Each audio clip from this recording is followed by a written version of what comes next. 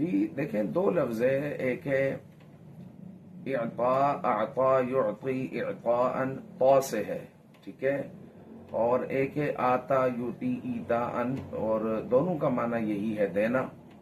تو قرآن مجید میں دونوں لفظ استعمال ہوئے ہیں۔ تو دینا تو ہے، لیکن ایک چیز ہے جو بطور ملکیت کے دی جاتی ہے، وہ دی جاتی ہے، تو اس کے لیے عین والا اور طا والا استعمال ہوتا ہے۔ اعطا یعطی اعطاء، جیسے رب قدیر نے فرمایا انا اعطیناک الکوثر، اپنے محبوب کے لیے فرمایا اعطیناک الکوثر، تو یہ جو ہے خاص ہے، اور آتا یوتی ایتاء یہ عام ہے، کہ ہو سکتا ہے کسی نے چیز تو دی ہے لیکن بطور استعمال کے لیے دی ہے، لیکن اعطا یعطی یہ جو ہے خاص ہے، یعنی دے دینا۔ رب تعالی نے اپنے محبوب کو کوثر دے دی۔